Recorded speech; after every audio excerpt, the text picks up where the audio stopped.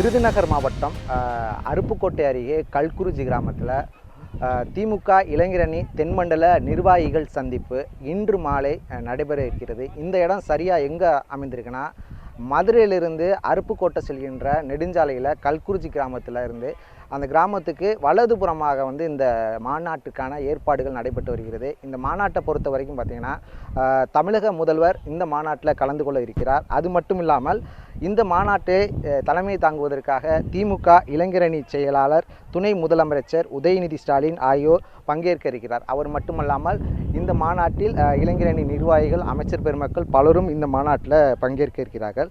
இதற்காக சுமார் 300 ஏக்கர் பரப்பளவில் மேடை, வரவேற்பு வளாகம், நடைபாதை உள்ளிட்ட ஏற்பாடுகள் பிரம்மாண்டமாக செய்யப்பட்டுள்ளன.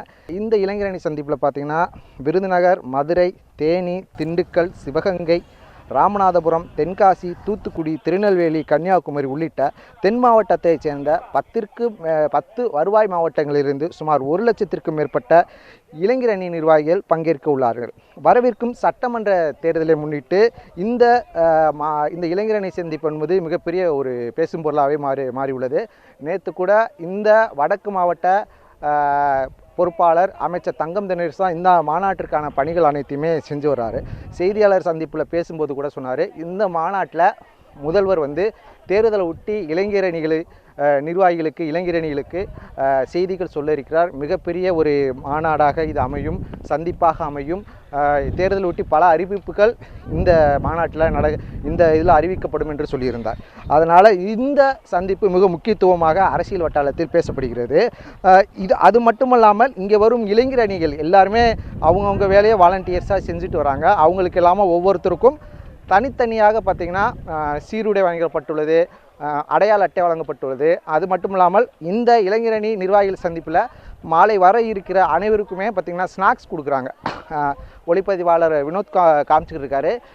எல்லா இருக்கையிலுமே தனித்தனியாக அவங்கவுங்க உட்கார எண்ணிக்கையில் பார்த்திங்கன்னா ஒரு பை, அதாவது திமுக இளைஞரணி தென்மண்டல நிர்வாகிகள் கூட்டம் விருதுநகர்னு போட்டு அந்த பையில் பார்த்திங்கன்னா ஒரு 9 வகையான பொருட்கள், கூல்ட்ரிங்க்ஸ், தண்ணி பாட்டில், இனிப்பு, காரம், கடல் மிட்டாய் என்று எல்லாத்துக்குமே அப்படி தனித்தனியாக வச்சுருக்காங்க.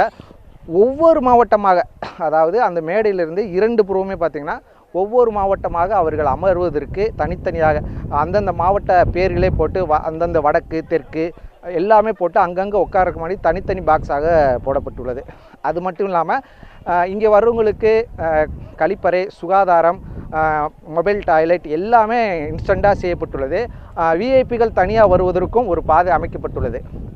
அதை தவிர்த்து பார்த்திங்கன்னா இங்கே அந்த மதுரை நெடுஞ்சாலையில் பார்த்திங்கன்னா ஒரு 30 கிலோமீட்டருக்கு திமுகவின் கொடிக்கம்பங்கள் பறக்க விடப்பட்டுள்ளது. முதல்வர் ஸ்டாலின் வரும்பொழுது அவர் இளைஞரணி செயலாளர் இருக்கும் பொழுது அவர் எந்தெந்த கூட்டத்தில் கலந்துக்கிட்டார், எந்தெந்த இதில் செயல்பட்டார் என்பது அதை புகைப்படமாக மாநாட்டிற்கு இருபுறமாகவே வச்சுருக்காங்க. இதெல்லாம் பார்க்கும்போது இந்த மாநாட்டில் ஒரு சிறப்பு அம்சம் என்னென்னு பார்த்திங்கன்னா, மாநாட்டோட மேடை அமைப்பு தாங்க. இந்த மேடை பார்த்திங்கன்னா அந்த மேடையில் முன்னாள் முதல்வர் கலைஞரோட படம் போட்டிருக்கு. அதற்கு கீழே திமுக இளைஞரணி தென்மண்டல நிர்வாகிகள் சந்திப்பு போட்டு இரு பக்கமும், ஒரு பக்கம் உதயநிதி ஸ்டாலின், மறுபக்கம் மு.க. ஸ்டாலின் படத்தை போட்டிருக்காங்க. அதுக்கு 2 புறமும் பார்த்திங்கன்னா இந்த திமுக இயக்கத்தின் முன்னாள் தலைவர்களான கலைஞர், அண்ணா, பெரியாரின் படம் இரு பக்கமே போடப்பட்டு மிக பிரம்மாண்டமான ஏற்பாடுகள் போடப்பட்டுள்ளது. அது மட்டும் இல்லாமல் லைட்டுகள் ஒவ்வொரு இடத்துலையும் ஒவ்வொரு பாக்ஸுக்கும் பார்த்திங்கன்னா எல்இடி லைட்டுகள், அந்த மாநாட்டை ரொம்ப தூரத்துலேருந்து பார்க்க முடியாது, முதல்வரை பார்க்க முடியாது அப்படின்ற பட்சத்தில் ஒவ்வொரு பாக்ஸுக்கும் பார்த்திங்கன்னா அந்த மாநாடு நடக்கிற இடத்துக்கு ஒரு எல்இடி திரை கொடுத்துருக்காங்க. அந்த எல்இடி திரையில் மாநாட்டில் என்ன பேசுகிறாங்க, என்ன சொல்ல போகிறாங்க எல்லாத்தையுமே அவங்க இங்கே இருக்கிற நிர்வாகிகள் பக்கத்தில் பார்த்து தெரிஞ்சுக்கலாம். அது மட்டும் இல்லாமல் இந்த மாநாட்டுக்கு ஒரு சிறப்பு அம்சமே இருக்குது, ஒரு ரேம்ப். அந்த ரேம்ப்னாவே தமிழ்நாட்டில் ரொம்ப பேசப்பட்ட ஒரு மாநாடு பார்த்திங்கன்னா மதுரையில் நடந்த தமிழக வெற்றி கழகத்தினுடைய 2வது மாநாடு.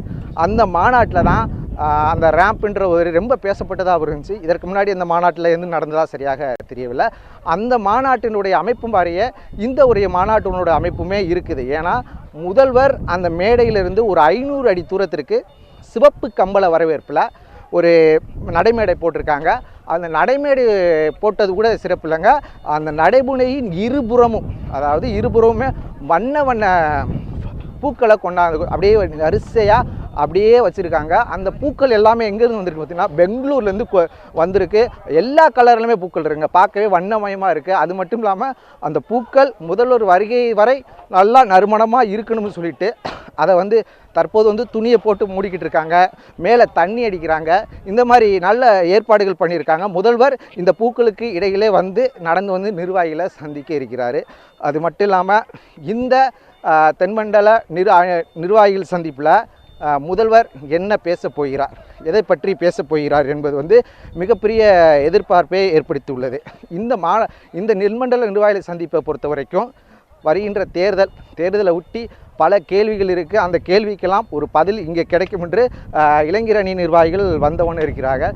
மாலைக்கு பிறகுதான் தெரியும் இந்த தென்மண்டல திமுக இளைஞர் அணி சந்திப்பு எவ்வளோ ஒரு வெற்றி சந்திப்பாக இருக்குது என்பது தெரிய வரும்.